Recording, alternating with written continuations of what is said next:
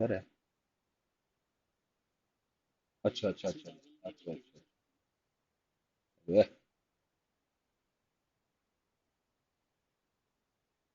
बस ठीक।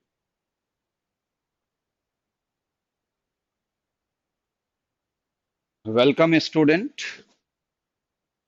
सभी बच्चों को गुड मॉर्निंग।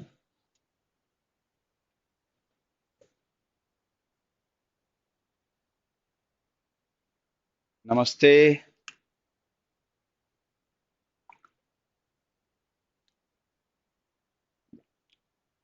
हर्षिता, पूजा, तमन्ना, सबको गुड मॉर्निंग बेटा। मैं अच्छे से हूँ।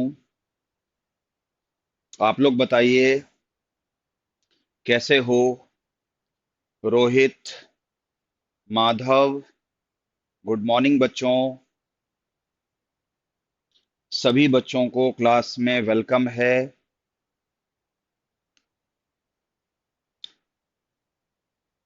जल्दी जल्दी क्लासरूम में आ जाइए फटाफट। हाँ, सब बढ़िया हो। गुड। आंचल, शुभम, गुड मॉर्निंग सभी को। वेलकम टू द क्लास, सभी को वेलकम।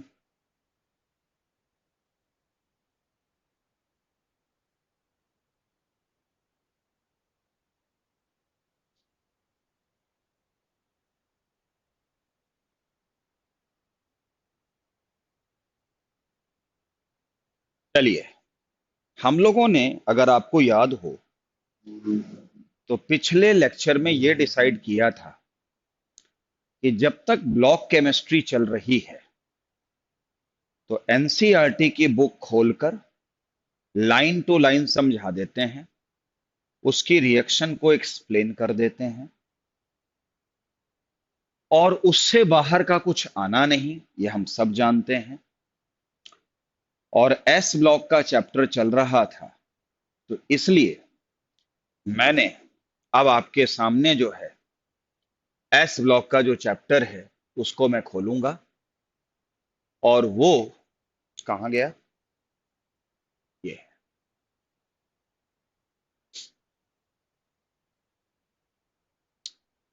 अब आपके सामने एनसीईआरटी में अब आपकी खुल गई है, और इस तरीके से अगर आप देख पा रहे हो,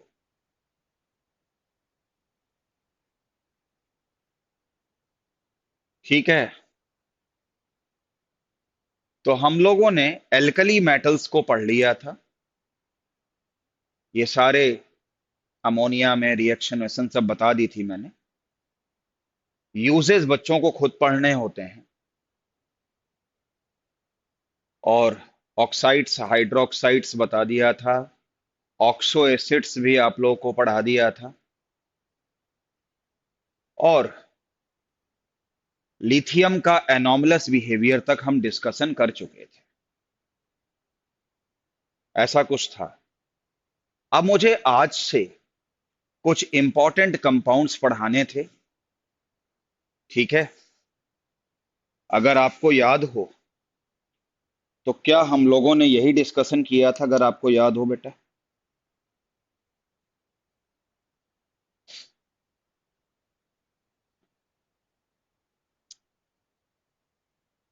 बोलो बेटा सभी।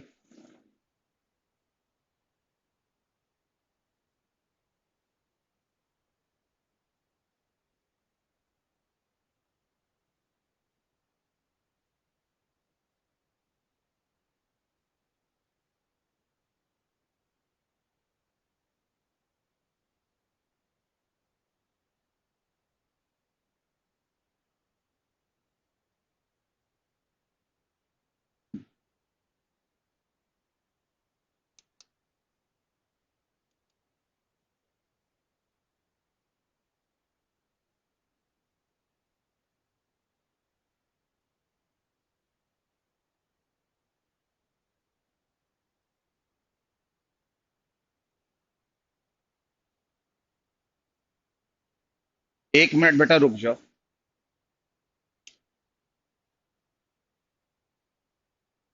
बस कर रहा हूं, रुक जाओ रुक जाओ।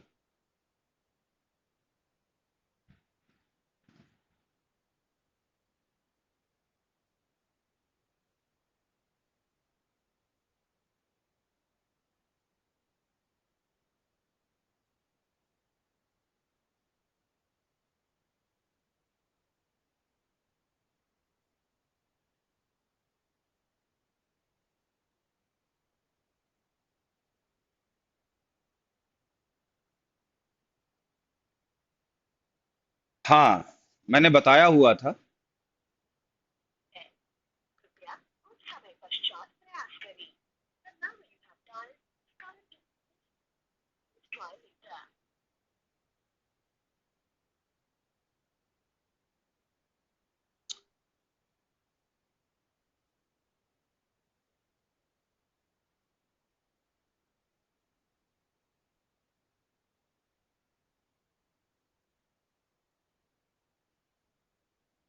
एक मिनट बेटा रुक जाओ, होल्ड करो। एक सिस्टम ऑपरेट नहीं हो रहा है।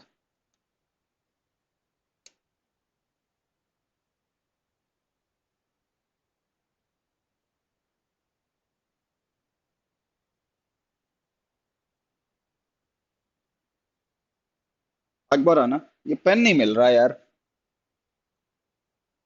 एनसीईआरटी खोले बैठे हैं, पेन नहीं मिल रहा, कैसे मिलेगा?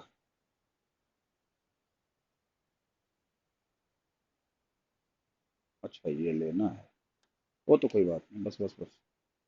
और इसको हटा दें। कहाँ ऊपर, इस पे, इसके ऊपर पेन आना चाहिए ना।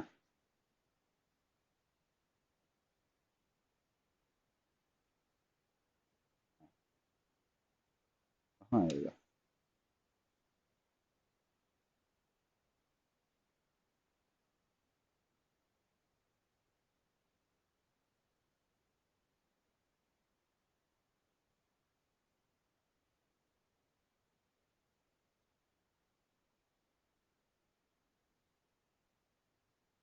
ओ आ गया, ये आ गया। ठीक है। ठीक। ओके। ठीक है बेटा बच्चों। हाँ।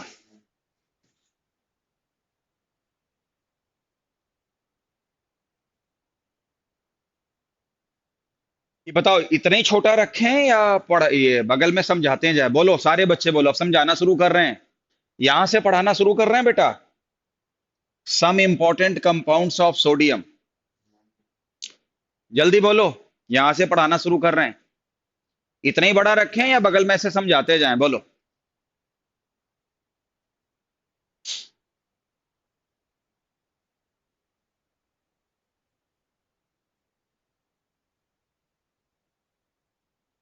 साइज ठीक है या इससे थोड़ा बड़ा करें? अपने साथ में अपनी टेबल के सामने जो है ना, वो खोल लो। एनसीईआरटी। हल्का सा जूम कर दो। लो फिर। अब ठीक है। देखो।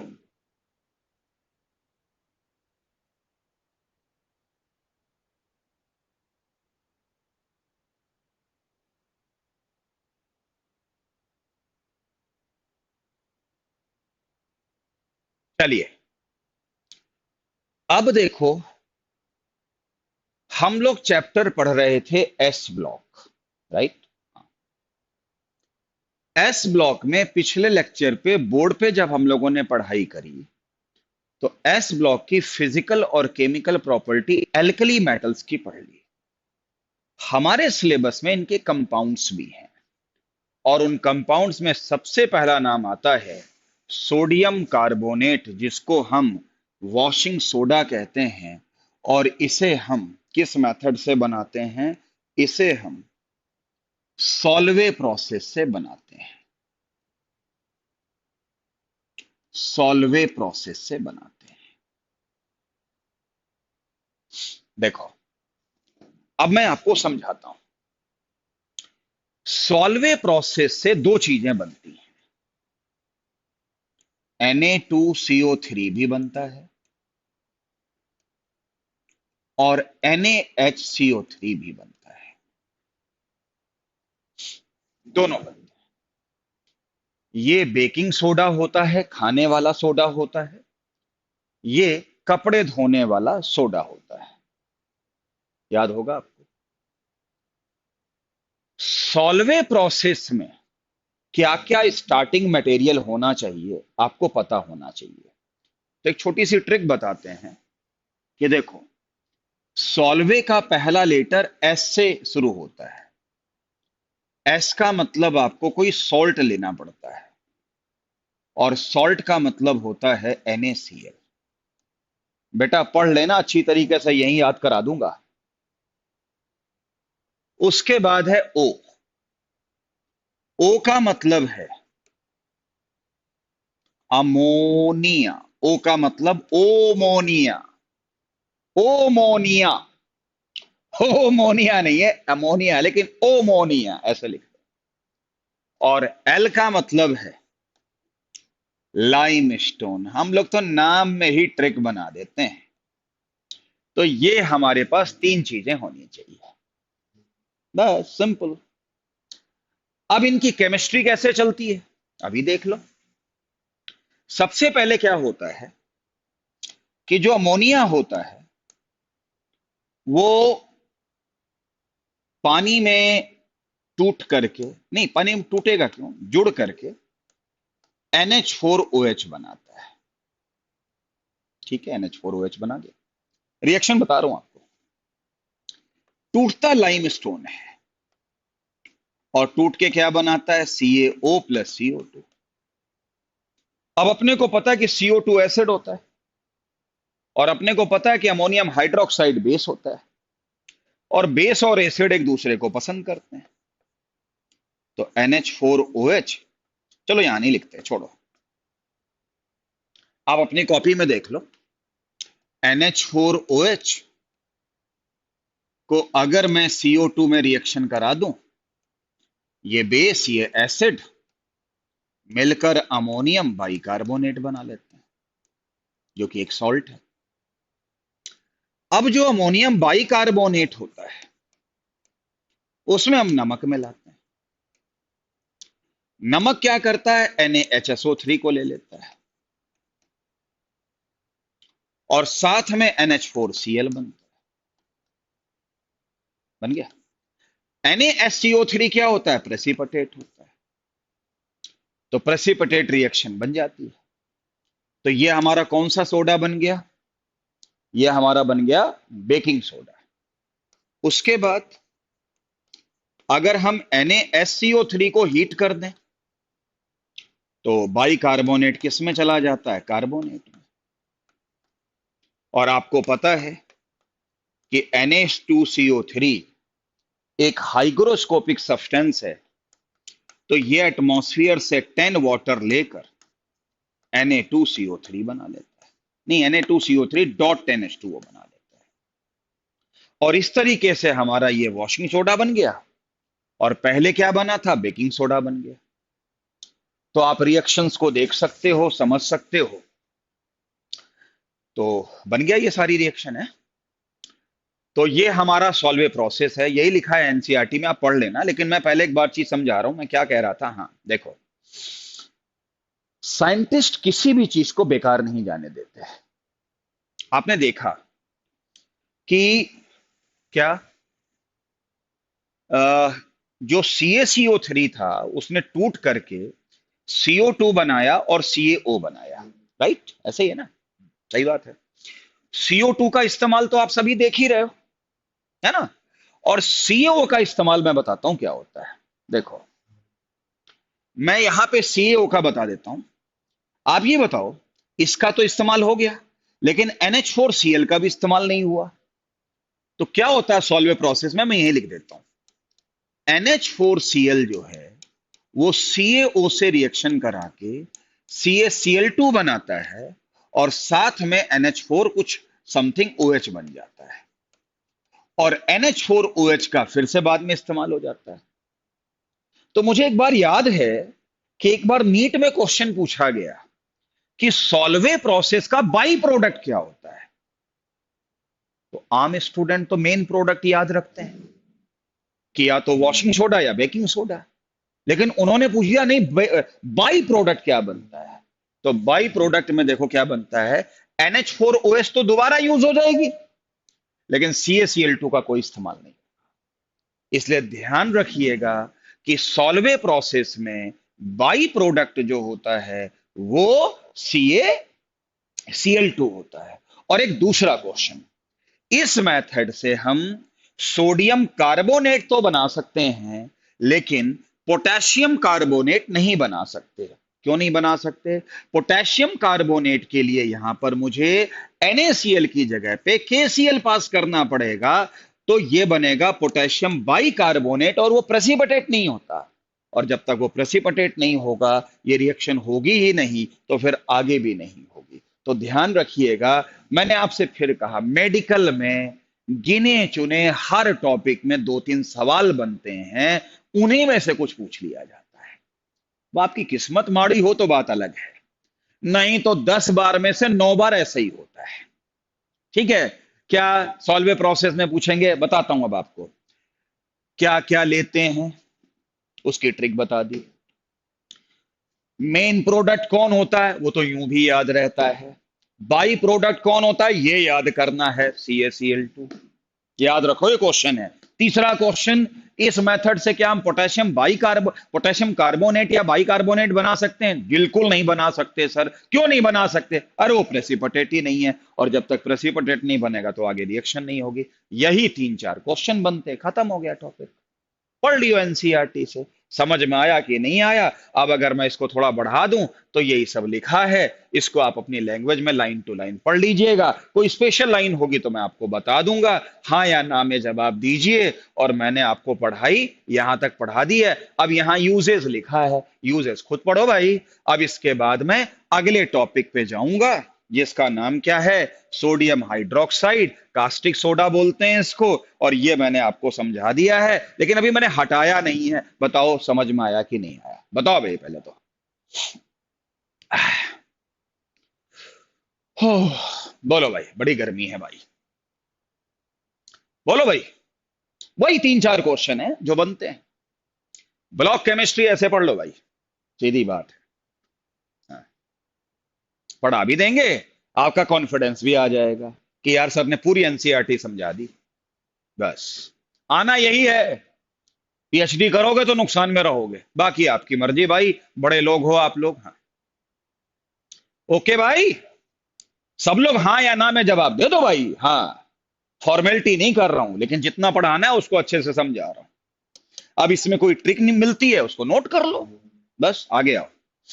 अब आओ सोडियम हाइड्रोक्साइड।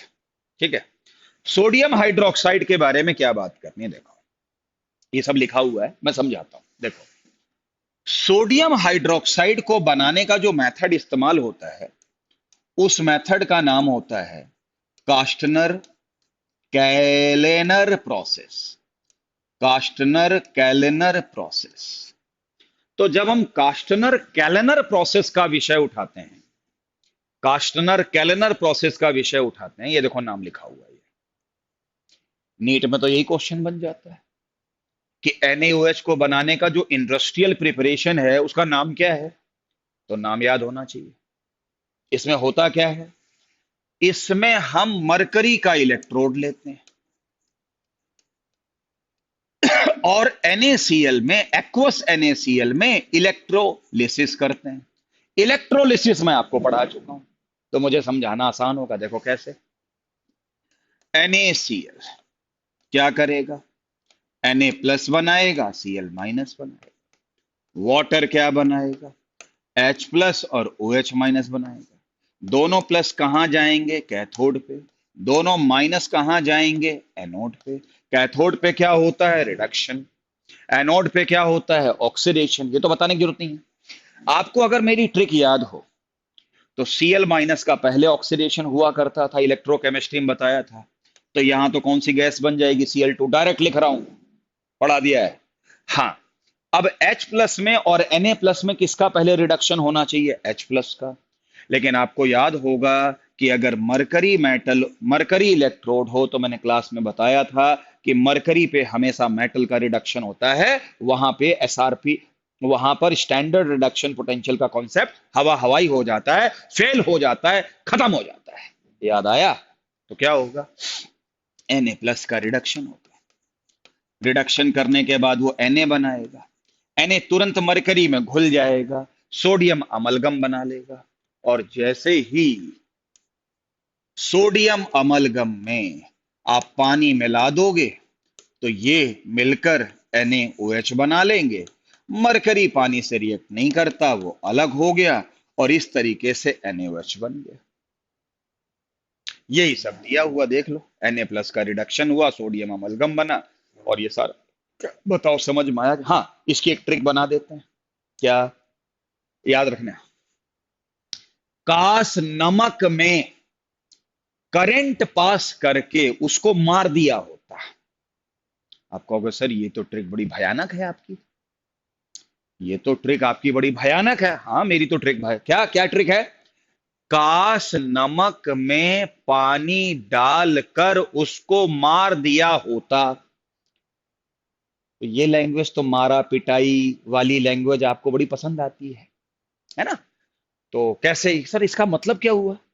तो हिंदी में है ये, काश है नमक में है इलेक्ट्रिसिटी पास करके मार दिया होता, है ना? तो ये ट्रिक से पता क्या होता है, ये हमेशा याद रहता है। अब जैसे मेडिकल के पेपर, काश, काश, कास्टनर कैलनर, कास्टनर कैलनर में नमक, नमक, समझ गए होगे? इलेक्ट्रिसिटी, ओए होए, याद आ गया?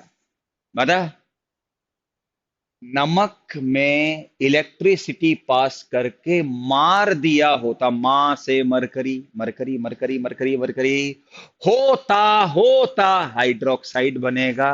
हाइड्रोक्साइड किसका बनेगा? NaOH का बनेगा। याद हो गया? सॉल्वे की ट्रिक थी SOL, और इसकी ट्रिक थी काश नमक में इलेक्ट्रिसिटी पास करके उसको मार दिया होता। पूरी लैंग्वेज में क्या क्या यूज होता है, क्या क्या बनता है, यूं ही याद हो गया। बाकी आप एनसीईआरटी से पढ़ लियो, इसमें तुम्हें लैंग्वेज तो समझ, देखो सोडियम अमलगम सब लिखा है। बताओ बेटा, समझ में आया कि नहीं आया? है? हाँ, बस खत्म। बोलो भाई, समझ में आया? आगे बढ़े। और ये जो सोडियम क्लोराइड है, नमक है, इसके लिए तो गांधी जी ने डांडी मार्च किया था। ठीक है, वो अपना पढ़ लेना, उसमें मुझे कुछ नहीं बताना। बोलो भाई। हाँ जी, ये ट्रिक लिखो, लिख लो, चीजें आसान बन जाएंगी। ये थोड़ी ना है कि मैं कोई हिस्ट्री ज्योग्राफी पढ़ा रहा हूं, बुक खोली, A+B ने बनाया C और D, समझाने का काम छोड़ दिया। ये थोड़ी ना करूंगा मैं, समझाना तो मेरा रेसिपी है, वो तो मुझे समझानी समझानी है। लेकिन हाँ, आलतू फालतू नहीं बताएंगे, मतलब एनसीईआरटी के बाहर नहीं जाएंगे, सीधी बात है। हाँ, हाँ, अब इसके बाद यूजेस यूजेस अपना पढ़ लेना, ठीक है भाई? ये जो यूज भाई, नीट में आता है यूज, ध्यान रखियो। हाँ, पहले बोल रहा हूं, बेकिंग सोडा मैंने पढ़ा ही दिया। चलो, हाँ, ये बेटा, वैसे तो आप लोग मुझसे ज्यादा ही जानते होंगे, बायोलॉजिकल इंपॉर्टेंस भी आती है हमारे मेडिकल के एग्जाम में, बायोलॉजिकल इंपॉर्टेंस भी आती है। तो मैंने तो जीवन में कभी बायोलॉजी पढ़ी ही नहीं, तो जो लिखा है उससे ज्यादा मेरी नॉलेज है भी नहीं। ये सेल वोल के आउटसाइड लोकेटेड में, प्लाज्मा प्लाज्मा में पता नहीं कहाँ कहाँ प्रेजेंट, ये सब लिखा है, इसको आप पढ़ लेना, लेकिन पढ़ना जरूर। चलिए, अब आते हैं ग्रुप नंबर सेकंड को, शुरू करते हैं। पहली फैमिली एस ब्लॉक की खत्म। और अब देखो, चीजें कितनी जल्दी जल्दी खत्म हो रही हैं, और इफेक्टिवली खत्म हो रही हैं, और कॉन्सेप्ट के अकॉर्डिंग खत्म हो रही हैं। बताओ एस ब्लॉक में सारे बच्चे, पहले बताओ, जिन्होंने मेरी पिछले लेक्चर भी लगाया था, अच्छे से समझ में आ गया? कोई फॉर्मेलिटी तो नहीं हुई? जल्दी बताओ। हाँ,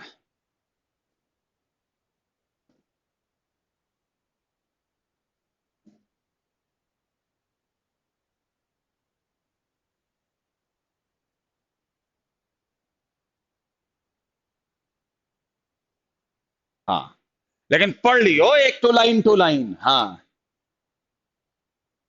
हाँ, चलो, सबने कह दिया हाँ सर, आ गया। अब ऐसे ही मैं एस ब्लॉक का सेकंड फैमिली शुरू करूंगा। अब सेकंड जो फैमिली है उसके मेंबर कौन कौन है? Beryllium, magnesium, calcium, strontium, barium. Radium छोड़ दो क्योंकि वो रेडियो एक्टिव है। इनको हम एल्कलाइन अर्थ मेटल बोलते हैं। ठीक है, इनके बारे में तो बहुत कुछ पता है। इनका जर्नल आउटर मोस्ट कॉन्फ़िगरेशन क्या होता है? NH2 होता है। चलो एक चार्ट से पढ़ लेते हैं। चार्ट में जो छोटी छोटी बातें हैं उसको पहले डिस्कस कर लेते हैं। चार्ट में देखो बना हुआ है, चार्ट पूरा डेटा गिवन है। जब पूरा डेटा गिवन है तो बस यहीं पे ही अपना खोल लो। ठीक है, क्या याद करना बताऊंगा आपको, क्या चीज समझनी है, देखो। अब भाई, एटॉमिक नंबर दिया है, ओके। एटॉमिक मास दिया है, ओके, बस पढ़ लेना। इलेक्ट्रॉनिक कॉन्फ़िगरेशन आउटर मोस्ट का S2 वैसे ही पता है। Ionization energy top to bottom घटेगी घटेगी घटेगी घटेगी घटेगी घटेगी और लास्ट में थोड़ी सी बढ़ गई। ये देखो, लास्ट में थोड़ी सी बढ़ गई, देखो, दिख रहा है आपको? अब ये लास्ट में जो थोड़ी सी आयनाइजेशन एनर्जी बढ़ गई, पता है क्या है? साइज का अंतर बेरियम और रेडियम में कोई खास होता नहीं है, लेकिन सबसे ज्यादा डी और सबसे ज्यादा एफ कहां बैठे हैं? रेडियम में। इससे क्या होता है? इनका स्क्रीनिंग इफेक्ट खराब होता है, सिग्मा कम होता है। अरे समझ ही गए होगे, जेड स्टार ज्यादा हो जाता है, और जेड स्टार ज्यादा होने से फिर इलेक्ट्रॉन निकालना इतना मुश्किल हो जाता है, इतना मुश्किल हो जाता है कि इनकी आयनाइजेशन एनर्जी बढ़ जाती है। बात खत्म हो गई, ये पढ़ लेना। उसके बाद आयनाइजेशन एंथैल्पी सेकंड थर्ड की कोई जरूरत नहीं, बस पहले ही पढ़ लो, बस पहली पढ़नी है, दूसरी तीसरी नहीं। रेडियस टॉप टू बॉटम क्या करती है? बढ़ती है बढ़ती है बढ़ती है बढ़ती है बढ़ती है बढ़ती है। लास्ट वाले में डैश लिखा है। डैश का मतलब होता है कि हम उसको निकाल ही नहीं पाते हैं। पता नहीं क्यों नहीं निकाल पाते हैं, रेडियो एक्टिविटी का प्रॉब्लम होगा। चलो छोड़ो। उसके बाद ये जो टॉपिक है, ये लिटरली याद होना चाहिए, लर्न होना चाहिए, क्योंकि मेल्टिंग पॉइंट और बॉइलिंग पॉइंट के जो डेटा हैं वो अक्सर गड़बड़ी शो करते हैं, क्योंकि बनावट किसी की FCC होती है, किसी की BCC होती है। ये आपको याद करना पड़ेगा, क्योंकि इसका रेगुलर ऑर्डर नहीं है। क्या है देखो, मेल्टिंग पॉइंट पहले ज्यादा फिर कम, फिर ज्यादा फिर कम, फिर उसके बाद कम, कम, फिर तो कम ही होती चली गई, तो कोई ऑर्डर ही नहीं बना। लेकिन इस वाले में क्या है? बॉइलिंग पॉइंट में पहले ज्यादा, फिर कम, फिर ज्यादा, फिर कम, फिर ज्यादा। दिख रहा है आपको? क्लियर है ना? तो इसमें आप एक ट्रिक बना सकते हो, दीदी। दीदी, वैसे तो अपने समाज में दीदी अपने से बड़े सिस्टर को कहा जाता है, लेकिन यहां दीदी का मतलब होता है डिक्रीज इंक्रीज डिक्रीज इंक्रीज। तो ये ट्रिक्स बना के याद करोगे क्या? कि मेल्टिंग पॉइंट जो है, सॉरी, बॉइलिंग पॉइंट दीदी के हिसाब से एक्सेप्ट करता है, और मेल्टिंग पॉइंट में कोई रूल नहीं लगता है, कोई कॉन्सेप्ट नहीं लगता है, क्योंकि सारा कुछ बनावट पे डिपेंड करता है। ये डेटा पॉइंट है, मेडिकल में डेटा पॉइंट आते हैं, ये याद करने पड़ेंगे। याद करोगे तो सफल हो जाओगे। हाँ, इतना ही याद करो जितना NCERT में गिवन है। ठीक है भाई? उसके बाद स्टैंडर्ड इलेक्ट्रोड पोटेंशियल पढ़ने उड़ने की जरूरत नहीं है, तो अभी हम पढ़ा देंगे। और इसके बाद डेंसिटी बीच में दी हुई है, तो एक बात बताओ, डेंसिटी इधर देखो। डेंसिटी क्या होती है? Mass by volume. Top to bottom mass भी बढ़ता है, वॉल्यूम भी बढ़ता है, मास ज्यादा बढ़ता है। याद है? तो हम लोगों ने पहली फैमिली में क्या पढ़ा था? Lithium, sodium, potassium, rubidium, caesium, francium. अगर मैं कोई चीज जल्दी में बोल जाऊं तो पूछ लियो भाई। ठीक है, लेकिन ये सब हल्के से टॉपिक हैं। तो हम लोग क्या देखते थे? टॉप टू बॉटम डेंसिटी बढ़ती थी, लेकिन यहां एक्सेप्शन एक होता था, याद है? सोडियम और पोटेशियम में। अर्थ मेटल कौन से हैं? Beryllium, magnesium, calcium, strontium, barium, radium. यहां एक्सेप्शन एक नहीं दो है। बेरिलियम मैग्नीशियम में भी होता है, और मैग्नीशियम और कैल्शियम में भी होता है, आगे नहीं होता। इसका मतलब बेरिलियम और मैग्नीशियम में मास ज्यादा डोमिनेट करता है कि वॉल्यूम? वॉल्यूम। मैग्नीशियम और कैल्शियम में मास ज्यादा डोमिनेट करता है कि वॉल्यूम? वॉल्यूम। इसलिए डेंसिटी पहले बेरिलियम से कैल्शियम तक घटती है और उसके बाद बढ़ती है। ठीक है, तो मेडिकल के क्वेश्चन में आता है कि अर्थ मेटल में सबसे हल्का मेटल कौन है? तो सबसे हल्का मेटल कौन है? कैल्शियम है भाई जी। ये डेटा याद होने चाहिए और यही डेटा दिया है। देखो यहां से ये घटा, यहां से ये घटा, फिर बढ़ना शुरू हुआ। सबसे कम डेंसिटी ये है। ये डाटा बेशक 1.55 आपको याद ना हो, लेकिन ये जरूर पता हो कि क्या क्या क्या क्या कि 1.55 है वो, मतलब ये ना याद हो लेकिन ये पता हो कि कैल्शियम की डेंसिटी सबसे कम होती है। यहां एक्सेप्शन एक नहीं दो होते हैं और दोनों में ठीक है। हाँ, तो इस तरीके से भी आपने इस तरीके से कर लिया है और इस तरीके से हमने इसको समझा दिया है। जो याद करना है वो ये है, जो याद करना है वो ये है, जो समझ के याद करना है वो मैंने बता दिया है। लेकिन ये पूरे चार्ट स्टडीड होने चाहिए, रिजल्ट्स स्पेशली याद होने चाहिए। किसका? देखो, आपको 1124 याद हो या ना याद हो, कम ज्यादा याद हो, ये ध्यान रखना है। तो बहुत ही समझदारी से यही सब पढ़ना है, इसी से ही। और ये ध्यान रखना, एस ब्लॉक से 2 क्वेश्चन पक्का आएंगे, पक्का आएंगे। 45 में 2, और 2 कम नहीं होते।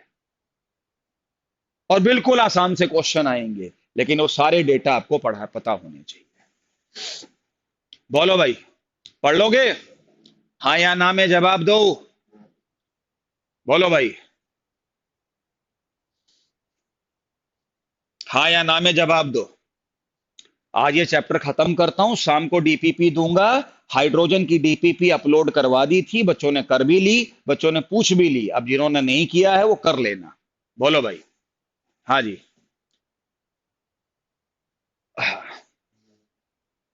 हाँ या ना में जवाब दीजिए।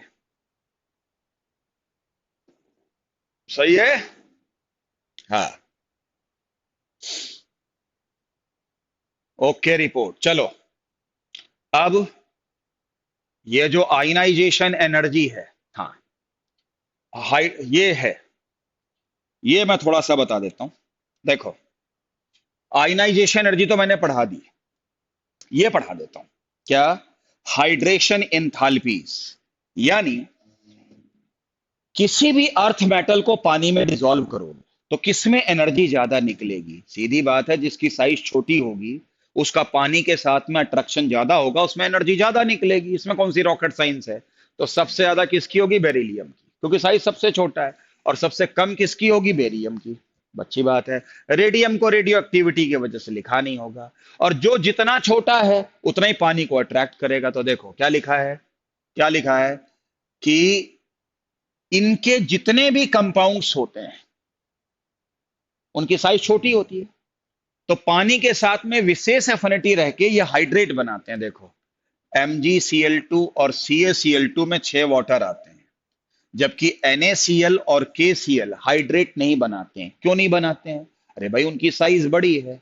साइज बड़ी है तो वो पानी के साथ में अट्रैक्शन नहीं रखेंगे, लेकिन इनकी साइज छोटी है। तो याद रखिएगा कि अर्थ मेटल के ज्यादातर कंपाउंड पानी को खींच करके हाइड्रेट बनाते हैं। वो 6 वाटर बनाए, वो 4 वाटर बनाए, वो एक अलग विषय है, लेकिन वाटर जरूर इनके फार्मूले में मिलेगा। जैसे MgCl2.6H2O, CaCl2.6H2O, उसके पीछे रीजन क्या है वो मैंने आपको बता दिया है। अच्छा, उसके बाद फिजिकल प्रॉपर्टी में इन्होंने ये साइज उज दे रखा है। साइज उज तो मैंने पढ़ा ही दिया है। आगे बढ़ते हैं। आगे बढ़ने के बाद में मैं यहां पर ये वाला पॉइंट समझाना चाहता हूं। एक ग्रीन पेन लेके बैठो, एक ग्रीन पेन लेके बैठो, और ये वाला पॉइंट मैं आपको समझा देता हूं। ये वाला फ्लेम टेस्ट कहाँ है? ये वाला फ्लेम टेस्ट, ये वाला, ये मैं आपको बताता हूं फ्लेम टेस्ट। देखो, हमारे पास अर्थ मेटल है beryllium, magnesium, calcium, strontium, barium और रेडियम। रेडियम चलो ठीक है, देख लेंगे। हो गया। रेडियम छोड़ ही दो, क्यों? रेडियो एक्टिव है, छोड़ो। देखो, आपको याद होगा कि जो एल्कली मेटल्स होते थे, एल्कली मेटल्स, उनकी क्या विशेषता होती थी? एल्कली मेटल्स की विशेषता होती थी कि वो बंसन फ्लेम से गर्म होकर कोई ना कोई कलर देते थे, और उसकी ट्रिक थी, चंदर जाओ पहले रोहित को बुलाओ, याद है ना? इसमें क्या होता है, बेरिलियम और मैग्नीशियम फ्लेम टेस्ट नहीं देते,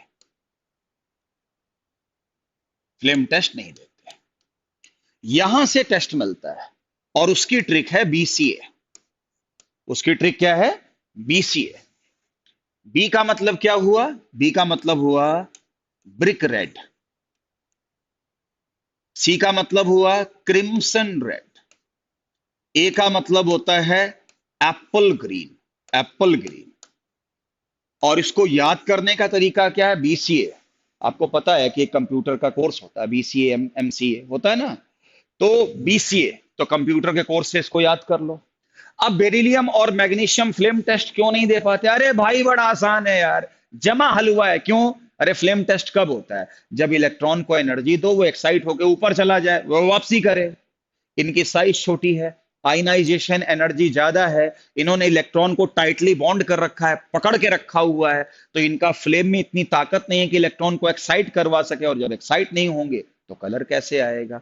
इसलिए क्वेश्चन नीट में वही गिना चुना आता है कि अर्थ मेटल में कौन फ्लेम टेस्ट नहीं देता है। तो जवाब है बेरिलियम और मैग्नीशियम, यही सब लिखा होगा। आप एनसीईआरटी लाइन टू लाइन पढ़ लीजिएगा, मैंने अपनी बात आपको बता दी है। अब यहां से केमिकल प्रॉपर्टी शुरू होगी, उससे पहले सारे बच्चे मुझे पहले बताओ, क्या फिजिकल प्रॉपर्टी समझ में आई सभी को? जल्दी हाँ या ना में फटाफट मैसेज में बता दो। यूजेज आपने खुद पढ़ने हैं, लेकिन पढ़ने हैं बेटा। मैं भी 25 साल का एक्सपीरियंस आपको शेयर कर रहा हूं, क्या चीज बहुत जरूरी है सुन लो। हाँ, अब मैं केमिकल प्रॉपर्टी शुरू करने से पहले फटाफट बताओ बेटा, समझ में आया कि नहीं आया?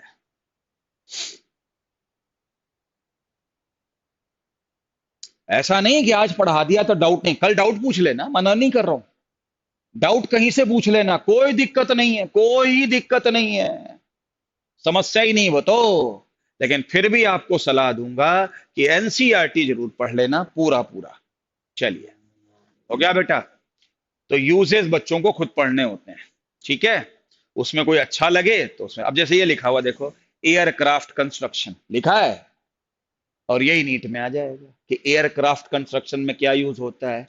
तुम्हारी सारी पीएचडी वाली पढ़ाई धरी की धरी रह जाएगी।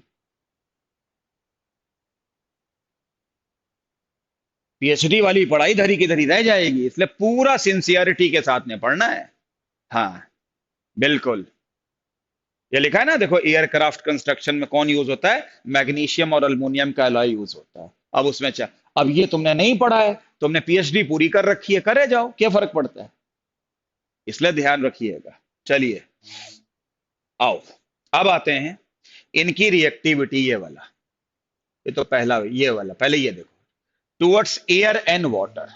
देखो, कहा जाता है कि अर्थ मेटल को अगर मैं एम से शो करूं और हवा में एक्सपोज करूं, तो हवा में क्या क्या है? ऑक्सीजन है और नाइट्रोजन है।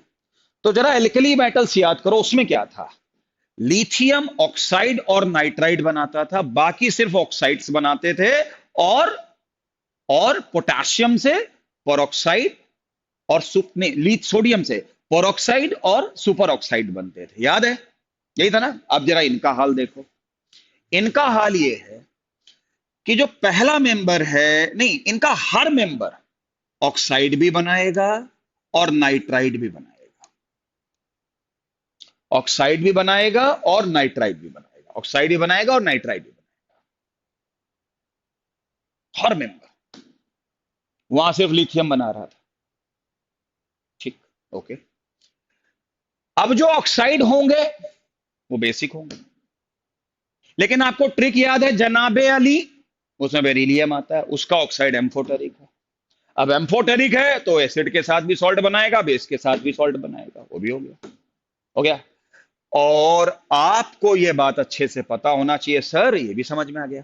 अब सर ये बताओ, पेरोक्साइड और सुपर ऑक्साइड, पहली बात तो इनका एक भी मेंबर सुपर ऑक्साइड नहीं बनाएगा, इनका एक भी मेंबर सुपर ऑक्साइड नहीं बनाएगा। जो लास्ट के मेंबर है कौन कौन है? स्ट्रोंशियम तो छोड़ो, बेरियम। बेरियम वो सिर्फ पेरोक्साइड तक जा सकता है। तो जब लास्ट मेंबर बेरियम पेरोक्साइड ही तक जा रहा है तो सुपर ऑक्साइड का तो यहां खाता ही नहीं। खत्म हो गया टॉपिक, यही लिखा होगा। ऑक्साइड देते हैं, नाइट्राइड देते हैं, ऑक्साइड और नाइट्राइड बनाते हैं। They also react with water, water से तो रिएक्ट करेंगे ही, क्योंकि जितने भी अल्कली मेटल्स होते हैं वो वाटर से हाइड्रोक्साइड बनाते हैं और हाइड्रोजन निकालते हैं, और even cold to form hydroxide. ठीक है, ये तो एक सिंपल सी बात है, इसको पढ़ो ना पढ़ो कोई फर्क नहीं आता है। बताओ बेटा, reactivity towards air and water समझ में आया? क्या गिने चुने क्वेश्चन है? हर मेंबर ऑक्साइड और नाइट्राइड बनाएगा। ऑक्साइड्स का नेचर बेसिक होगा, basic nature directly proportional to size होगा, तो टॉप से बॉटम बेसिक नेचर बढ़ेगा। ओके, बीईओ एम्फोटेरिक है। उसके बाद अगली बात क्या आती है? अगली बात ये आती है कि इनका कोई भी मेंबर सुपर ऑक्साइड्स नहीं बनाता, जरूरत ही नहीं पड़ती। इवन लास्ट मेंबर जो है बेरियम, वो सिर्फ पेरोक्साइड तक जा सकता है। यही गिने तीन तीन चार क्वेश्चन हैं जिनको आप आसानी से पढ़ सकते हैं। इसमें इन्होंने एक चीज लिखा हुआ है, डेजलिंग लाइट। डेजलिंग लाइट का मतलब होता है फुलझड़ियां छोड़ता हुआ। तो मैग्नीशियम रिबन को अगर एयर में ऑक्सीजन के साथ में गर्म कर दो तो डेजलिंग लाइट के साथ में बढ़ता है। अक्सर क्वेश्चन नीट में आ जाता है कि डेजलिंग लाइट के साथ में कौन सा सैंपल आपको जो है वो डेजलिंग लाइट के साथ में गर्म होता हुआ दिखाई देता है, तो मैग्नीशियम है। तो वो सारी चीजें आपको पढ़ पढ़ के देखनी पड़ेंगी। जो मुझे बताना था वो मैंने बता दिया। पहले बताओ, ये समझ में आया सभी को? ओए होए होए, फटाफट बोलो। बहुत अच्छी पढ़ाई चल रही है, इससे ज्यादा ना आना है, इससे ज्यादा ना पढ़ना है, बाकी आपकी मर्जी है। बोलो।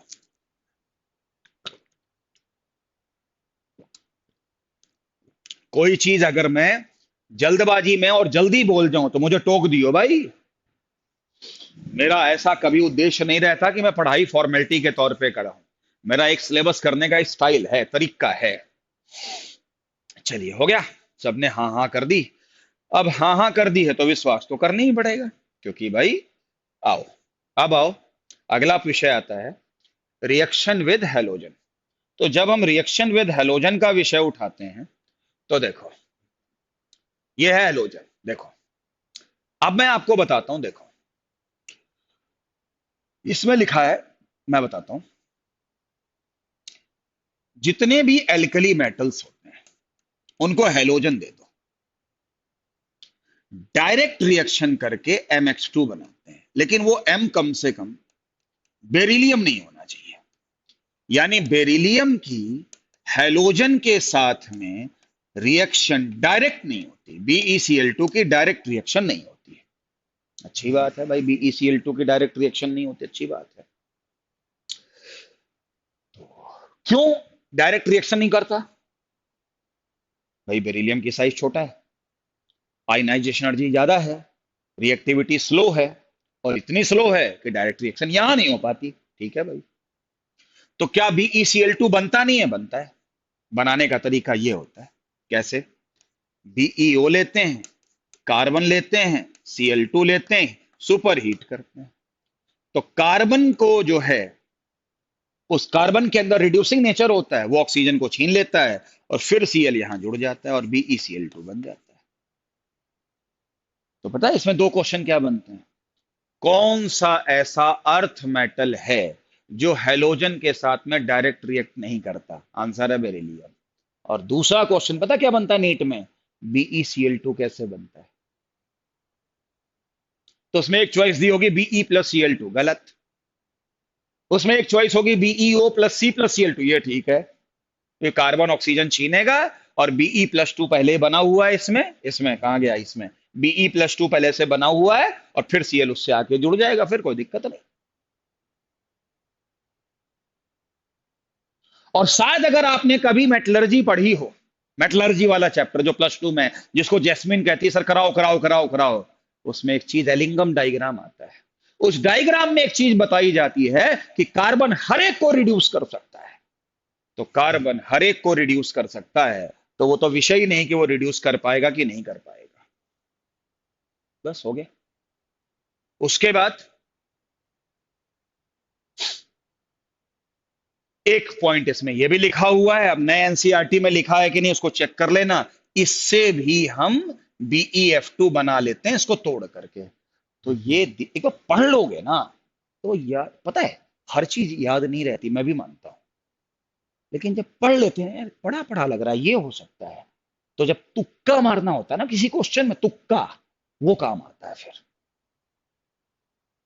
और तुक्का वाला भी किसी के सही इसलिए होते हैं कि उसने पढ़ा होता है।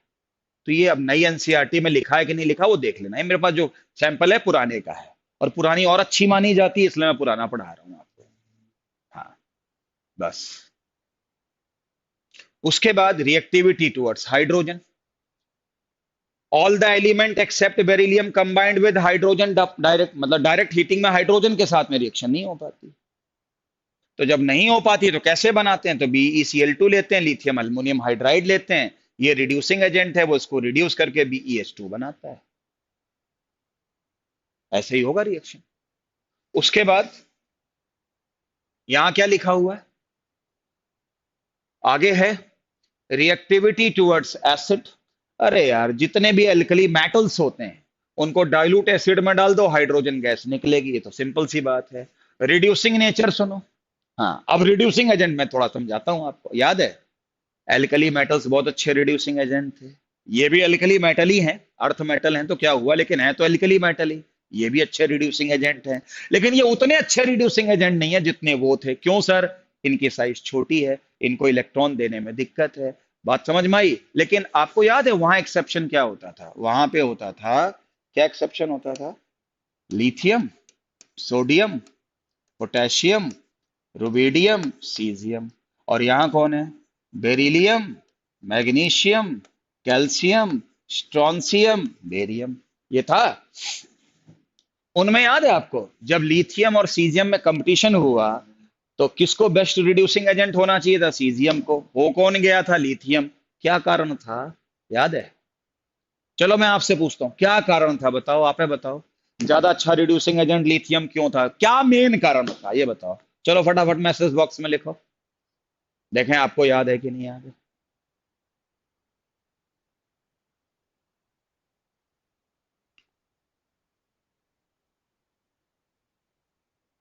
उतनी ही रिएक्शन पढ़नी है जितनी एनसीईआरटी में दी हुई है। हाँ जैस्मिन का जवाब आया, बिल्कुल ठीक।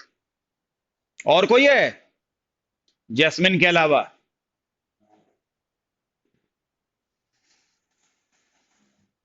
और कोई है जो मुझे बताएगा।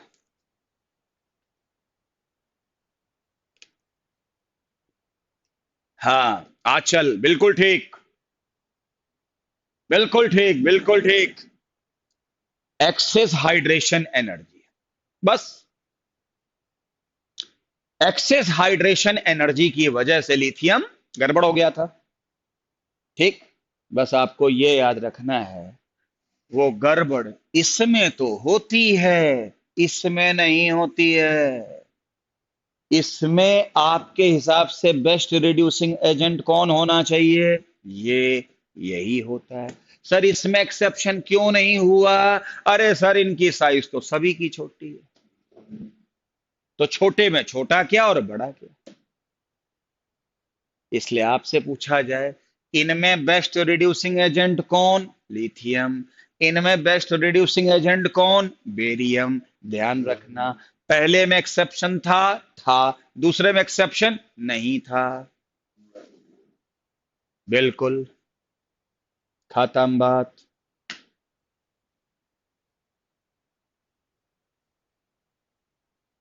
इसलिए यहां पे रिड्यूसिंग एजेंट का कोई पंगा नहीं है, इसलिए जो भी है वो आपके हिसाब से है। बताओ बेटा समझ में आया आपको, ये चीजें आपको डेटा वाइज पॉइंट याद रखना है, बाकी आपकी मर्जी। उसके बाद सोल्यूशन है लिक्विड अमोनिया। वो एल्कली मेटल्स होते थे, अमोनिया में डिजोल्व होते थे। अमोनिएटेड इलेक्ट्रॉन की वजह से उनका ब्लू कलर होता था, ये भी ब्लू कलर देंगे क्योंकि ये भी इलेक्ट्रॉन देने की क्षमता रखते हैं। बात खत्म हो गई। यूजेस बच्चों को खुद पढ़ने होते हैं, लेकिन पढ़ जरूर लेना जो इसमें लिखा हुआ है। ठीक है, पीएचडी वाली पढ़ाई अपनी जगह पे, लेकिन आपको अच्छी तरीके से देखना पड़ेगा कि कहाँ क्या हो रहा है और कितना पढ़ना है। उसके बाद वो कहते हैं भाई जर्नल कैरेक्टरिस्टिक्स क्या है। ठीक है, तो ये सब तो लाइन आपको मैंने समझा ही दी है। हाँ, अगली लाइन क्या है? अगली लाइन ये कहता है कि ऑक्साइड्स और हाइड्रोक्साइड क्या होते हैं। तो ये तो बड़ा सिंपल सा कॉन्सेप्ट है। ऑक्साइड्स और हाइड्रोक्साइड क्या होते हैं भाई? अगर मैं किसी भी ऑक्साइड को पानी में डाल दूं तो केमिस्ट्री का नियम है हाइड्रोक्साइड बनेगा।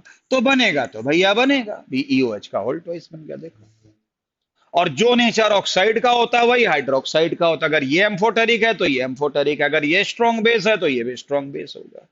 अब आपका क्या बोलते हैं, जो क्या बोलते हैं आगे, ये देखो, ये जो लिखा है, अगर मैं BeOH का होल ट्वाइस को OH देता हूं तो एक बात बताओ, ये एम्फोटेरिक है तो ये OH ले लेगा, चार ही लेगा। चार क्यों लेगा? चार ही क्यों लेगा, 10 क्यों नहीं लेगा? इसका कारण बताता हूं। मतलब टोटल चार क्यों हुए, ये इंपॉर्टेंट बात है। टोटल चार ही क्यों है? अरे भाई, बेरिलियम किस पीरियड में रहता है? सेकंड पीरियड में। सेकंड पीरियड में मैक्सिमम बॉन्ड कितने बन सकते हैं? चार, ऑक्टेट। थोड़ा बहुत तो केमिकल बॉन्डिंग पता होगी, ऑक्टेट। तो ये पांच कैसे रख लेंगे?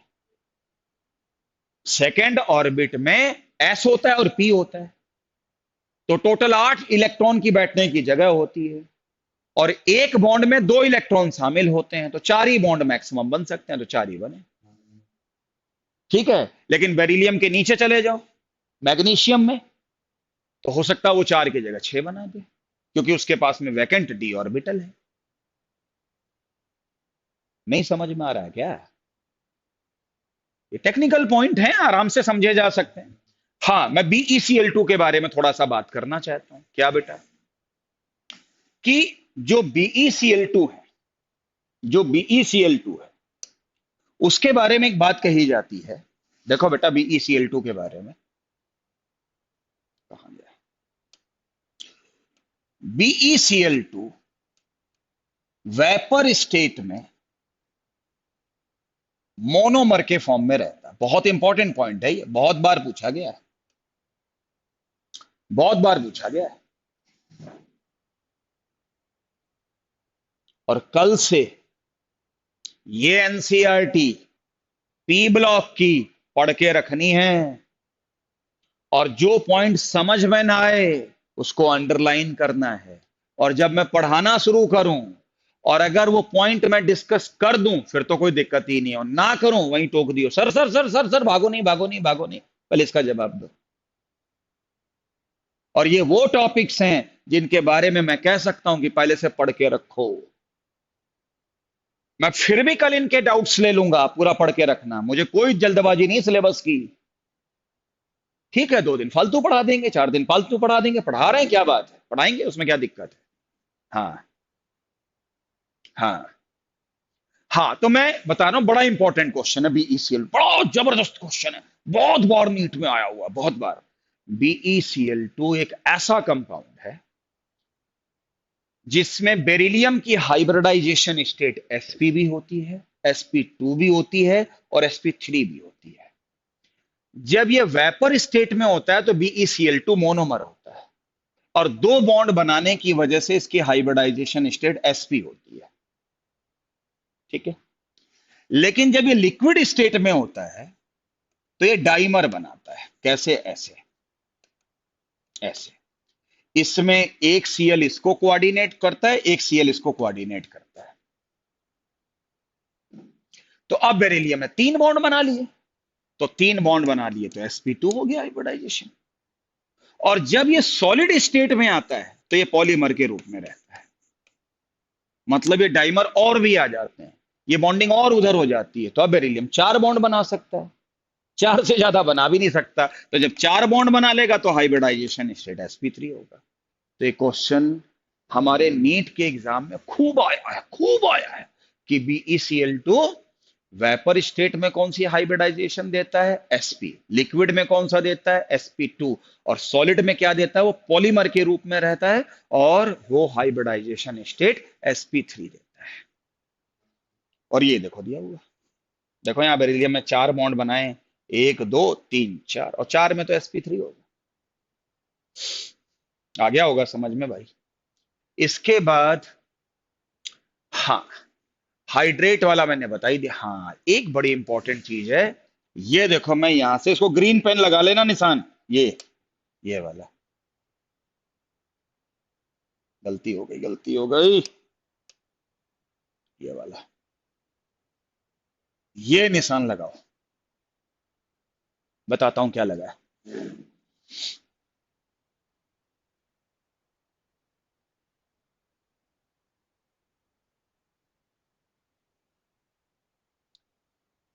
हाँ, how air the corresponding hydrated highlight BeCl2 और MgCl2 सफर हाइड्रोलिसिस।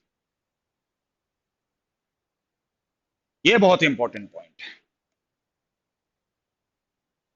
बाकी तो सिंपल है। देखो, करें, देखो, MgCl2 में 8 वाटर दिए हैं, Ca में 6 दिए हैं, स्ट्रोंसियम में भी 6 दिए हैं, और BaCl2 में सिर्फ 2 दिए हैं। समझ में आया क्यों?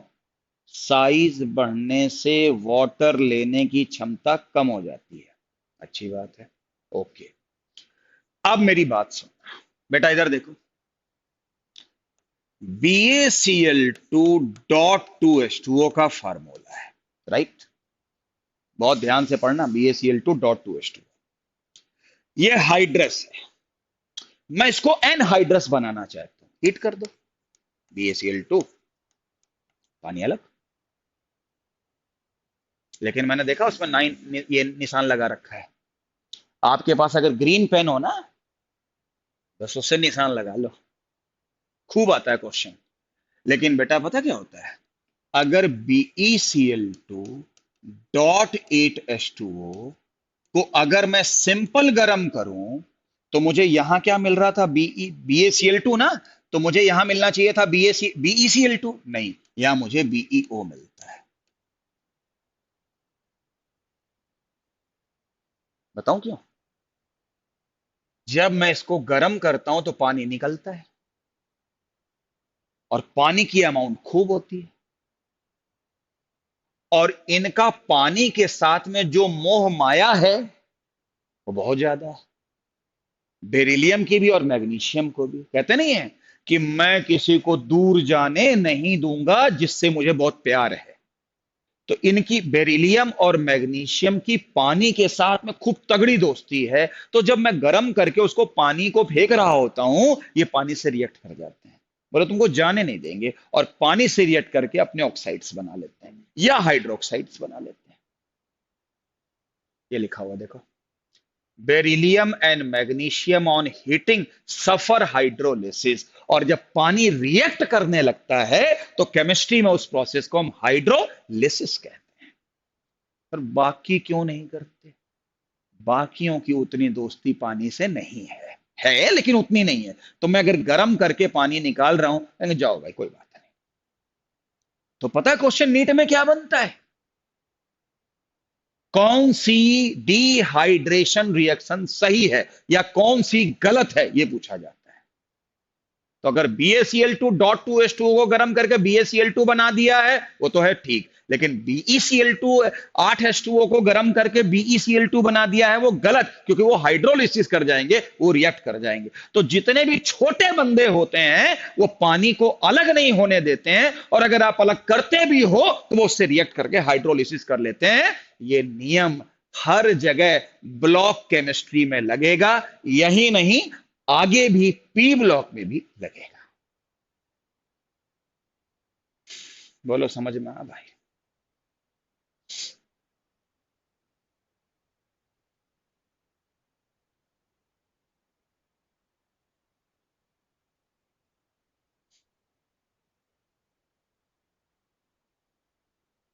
ग्रीन पेन लगा लियो इस पे।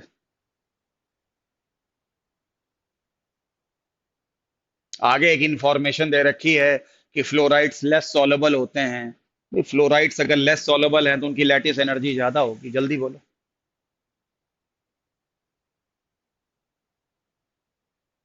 जल्दी बोलो।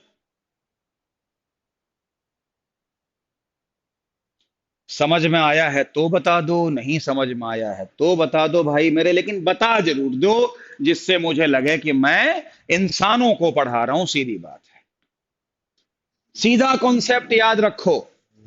जिनके फार्मूलों में पानी है और उनकी साइज छोटी है, गर्म करने पे पानी बिल्कुल अलग नहीं होगा, रिएक्ट कर जाएगा। ये ट्रिक लिख लो।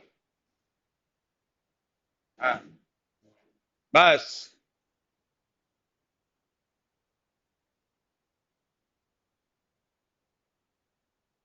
बात इतनी सी है।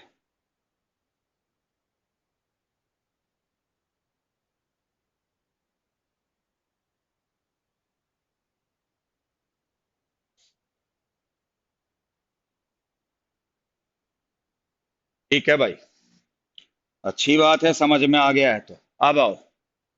Salt of oxo acid, carbonate, ये सब है। देखो ऐसे बताता हूं आपको। बीई, CO3 से लेकर BaCO3, बीई SO4 को लेकर BaSO4, हो गया। अब मैं इनकी स्टेबिलिटी की बात करूंगा और मैं इनकी सॉल्युबिलिटी की बात करूंगा। आपसे पूछा जाएगा वही गिने चुने क्वेश्चन कि कौन स्टेबल ज्यादा है, कौन पानी में ज्यादा सॉल्युबल है, वगैरह वगैरह। ये सवाल देखो, कार्बोनेट भी डिस्कस कर रहा हूं और कार्बोनेट के जो नीचे लिखा हुआ है ना, ये सल्फेट भी डिस्कस कर रहा हूं। दोनों एक साथ में। इनकी लैंग्वेज क्या है उनको तो आप पढ़ लेना, लेकिन जो मेरी लैंग्वेज है वो मैं पहले आपको समझा देता हूं। देखो, सुनो। पहली बात तो आपको एक ट्रिक बताई थी ना पिछले लेक्चर में, कि अगर मैं किसी को गर्म करता हूं और उसके टुकड़े अलग अलग नहीं होते हैं, तो जो बड़ा है वो स्टेबल है। तो बड़ा ये है, ये ऑर्डर ऑफ स्टेबिलिटी हो गई, यही ऑर्डर ऑफ स्टेबिलिटी यहां भी हो गई। समझ गए हो गए इशारों इशारों में, तो इसमें क्या बताना है, इसमें क्या बताना है, तो समझ गए। अच्छा, आपको याद है वहां पे क्या हुआ था? सिर्फ लिथियम कार्बोनेट ने हीट करके आपको CO2 दी थी, बाकियों ने इतने स्टेबल थे कि CO2 नहीं दी थी। इनका हर मेंबर हीट करने पे CO2 देगा, इनका हर मेंबर हीट करने पे SO2 देगा। ठीक है, ये स्टेबल है, सुपर स्टेबल है इनमें, लेकिन ये भी हीट करने पे CO2 दे देगा। अच्छी बात है भाई, अच्छी बात है। स्टेबिलिटी हो गई। और सॉलिबिलिटी की ट्रिक सुनो, सॉलिबिलिटी की ट्रिक सुनो। हाँ जी, अगर किसी को हीट करने पर उसके टुकड़े अलग अलग हों, तो स्टेबिलिटी का अदर ऑर्डर था। और किसी को गर्म करने पर उसके टुकड़े अलग अलग ना हो, बताया था ना पिछले लेक्चर में भाई। ये फिर से लिखना पड़ेगा क्या, या समझ जाओ यार। तो आपने BaCO3 को हीट करोगे तो क्या बनेगा? BaCO3 को हीट करोगे तो BaO बन जाएगा, CO2 बने। तो टुकड़े थोड़ी ना अलग अलग हुए, कंपाउंड अलग अलग हुए। ठीक, तो मैंने क्या कहा था इसमें, जो जो बड़ा है वो क्या है? बड़ा है वो स्टेबल है। ठीक है, तो अब मैं आपको सॉल्युबिलिटी की बात बता रहा हूं। पूछेंगे इनमें से पानी में कौन ज्यादा सॉल्युबल है, इसमें पानी में ज्यादा सॉल्युबल कौन है, कम सॉल्युबल कौन है, सब पूछते हैं। ठीक है, तो मेरी एक ट्रिक याद रखना कि जिस कंपाउंड को हीट करने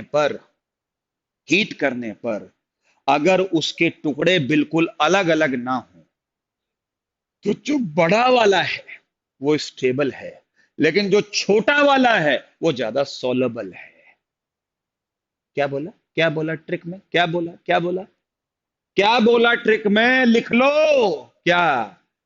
अगर ऑक्सो सॉल्ट, ऑक्सो एसिड दिए हैं सॉल्ट के, और सॉलिबिलिटी और स्टेबिलिटी पूछी हो, तो स्टेबिलिटी के लिए जो बड़ा है वो स्टेबल है, और जो छोटा है वो ज्यादा सॉलेबल है।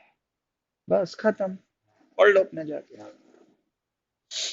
यानी BeCO3 सबसे ज्यादा सॉलेबल, BaCO3 सबसे कम सॉलेबल, BeSO4 सबसे ज्यादा सॉलेबल, BaSO4 सबसे कम सॉलेबल इन वाटर, लेकिन सबसे ज्यादा स्टेबल कौन? BaSO4। सबसे ज्यादा स्टेबल कौन इनमें? BaCO3। खत्म बात हो। ये ट्रिक्स आपको सारे क्वेश्चंस को फटाफट याद करा देंगी और आप इसको नोट कर लोगे।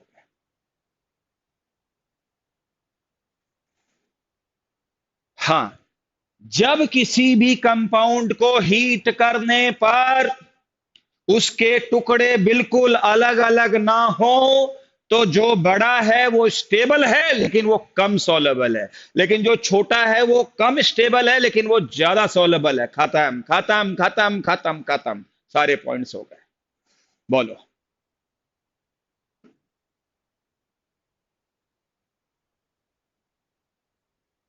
बोलो।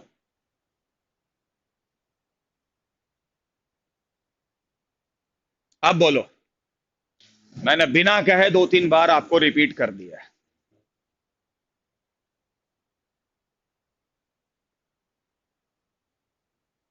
कल डाउट लूंगा, कल डाउट लूंगा इस चैप्टर की अगर प्रॉब्लम है तो। क्लियर? बस पढ़ लेना भाई इसके बाद। ठीक, यही नाइट्रेट में भी होगा। अब आओ, नाइट्रेट के बारे में एक चीज और आपको बता दें। क्या बता दें? फटाफट देखो, बस चैप्टर खत्म करने जा रहा हूं, थोड़ा सा रह गया है। क्या? पहले बताओ, एल्कली मेटल्स के नाइट्रेट में क्या बताया था कि उनका हर मेंबर हीट करने पे O2 देता है, लेकिन lithium carbonate, sorry lithium nitrate heat करने पर लिथियम ऑक्साइड देता था, प्लस NO2 देता था, प्लस O2 देता था। याद आया कि नहीं याद आया? याद आया ना? और अगर याद आया तो अर्थ मेटल के जितने भी नाइट्रेट होंगे, अर्थ मेटल के जितने भी नाइट्रेट होंगे वो सब हीट करने पे NO2 देते हैं और O2 देते हैं, लाइक लिथियम। ये देखो, ये लिखा हुआ है, ऐसे पढ़ो ना। अल्कली मेटल के नाइट्रेट को गर्म करने पर सिर्फ O2 मिलता है लिथियम नाइट्रेट को छोड़कर, और लिथियम नाइट्रेट में NO2 और O2 दोनों मिलता है। अर्थ मेटल का हर मेंबर हीट करने पे NO2 और O2 देता है। सीधी बात है, अर्थ मेटल की वही प्रॉपर्टी होगी जो लिथियम की है। क्यों? क्योंकि लिथियम की प्रॉपर्टी मैग्नीशियम से मिलेगी और मैग्नीशियम की प्रॉपर्टी वही होगी जो अर्थ मेटल की होगी। इसको ऐसे कॉमन सेंस में पढ़ लो। और अगर मैं ये पूछ लूं तो अच्छा ये बताओ कि बेरिलियम नाइट्रेट ज्यादा सॉलेबल है? मैं आपसे अगर ये पूछ लूं कि बेरिलियम नाइट्रेट ज्यादा सॉलेबल है या बेरियम नाइट्रेट ज्यादा सॉलेबल है, बता दे भाई। ये क्वेश्चन आपके सामने, अभी ट्रिक बताई थी, फटाफट बता। नीट में यही पूछते हैं, मैक्सिमम सॉलेबल कौन, मिनिमम सॉलेबल कौन, स्टेबल कौन, अनस्टेबल कौन, कौन O2 कौन NO2 कौन दोनों। यही गिने चुने क्वेश्चन है भाई जी, पहचानो। बोलो। बोलो, ज्यादा स्टेबल कौन है?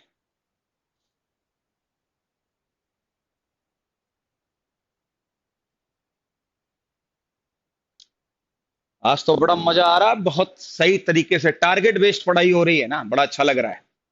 नहीं तो PhD कराने लगते हैं तो फिर दिक्कत हो जाती है, उसका कोई फायदा नहीं है।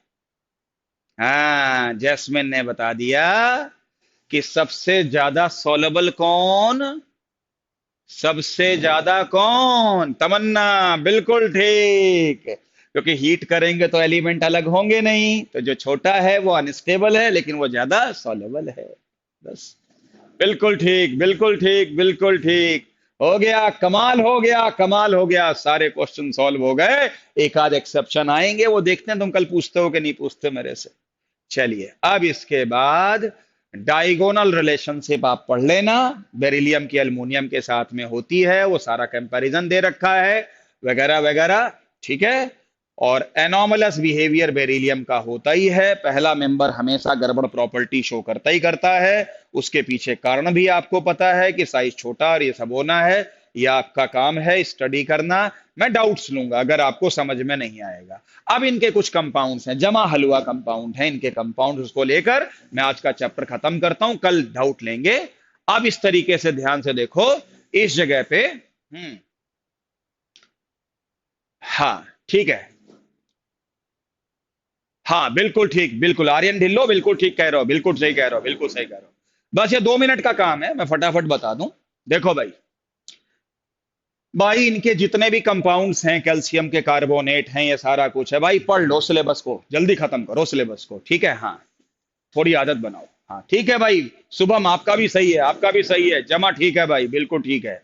बहुत बढ़िया, बहुत अच्छे, बहुत अच्छे। अब इनके जो कंपाउंड्स हैं उसमें कैल्शियम कार्बोनेट है, कौन नहीं जानता, बेस और एसिड मिलके सॉल्ट बनाएंगे। CaCO3 को गर्म कर दो तो ये बन जाएगा। इसी से लाइम वाटर बनता है, उसी से स्लैग्ड लाइम बनता है। यूसेज आप पढ़ लेना, ठीक है। हाँ ये देखो, इसमें दो चीजें आती हैं, कैल्शियम सल्फेट और क्या, प्लास्टर ऑफ पेरिस वगैरह वगैरह है। कैल्शियम सल्फेट और प्लास्टर ऑफ पेरिस है, ठीक है।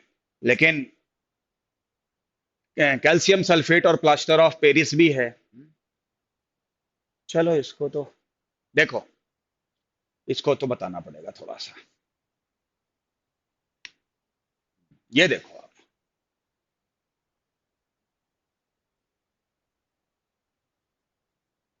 चलो इधर देखो।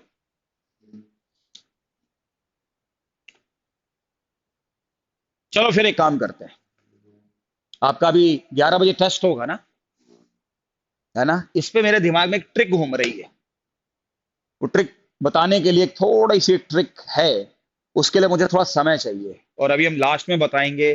जैसे एक चीज बता दूं आपको, जैसे आपने एक चीज पढ़ी होगी क्या, कि भाई CaSO4.2H2O को हम जिप्सम बोलते हैं, ठीक है। और CaSO4.5H2O को हम POP बोलते हैं, प्लास्टर ऑफ पेरिस बोलते हैं। एक में 2 वाटर होता है, एक में हाफ वाटर होता है, एक में ज्यादा वाटर होता है, एक में कम होता है, लेकिन एग्जाम में भूल जाते हैं। तो मैंने ऐसे याद किया था, जिप्सम है ना, GY का मतलब ज्यादा और P का मतलब पानी। जिसके फार्मूले में ज्यादा पानी होगा, तो अपने को ये तो याद आता है कि एक 2 वाटर होता है, एक हाफ वाटर होता है, लेकिन ये एग्जाम में नहीं याद आता कि कहाँ 2 होता है, कहाँ हाफ होता है। तो जिप्सम है GY, ज्यादा पानी, यानी उसके फार्मूले में 2H2O। तो ऐसी एक दो ट्रिक मेरे मन में आ रही है, मैं सोच रहा हूँ उसको बता दूं, है ना। ये डेड बर्न प्लास्टर कैसे बनता है वगैरह वगैरह, तो वो सब चीजें हम आपको बता देंगे, कोई बात नहीं। कल 15-20 मिनट में हम समझा देंगे। अभी ऐसा है कि मैं आपको चाहता हूं कि आप 5-7 मिनट रेस्ट ले लें, सो दैट कि आप टेस्ट की तैयारी कर सके। तो मैं अपनी पढ़ाई को यहीं पे रोक रहा हूँ। ये यहां से डिस्कशन मैं कल करूंगा। क्या इससे पहले सारे बच्चे, पहले बताओ समझ में आए आपको? हाँ हाँ हाँ, बिल्कुल बिल्कुल। इसलिए मैं आपको 10 मिनट का समय दे रहा हूं, 10:50 हो रहा है। 10 मिनट में थोड़ा सा पानी उनी पी लो आराम से, फिर टेस्ट देने बैठो। बोलो।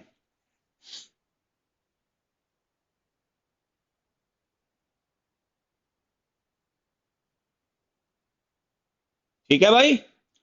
लेकिन कल सारे स्टूडेंट इसकी जो जो भी डाउट्स हैं मेरे को व्हाट्सएप कर देना कल ही रात में। कल ही रात में क्यों, कल तो पढ़ाना है, आज ही रात में, ठीक है।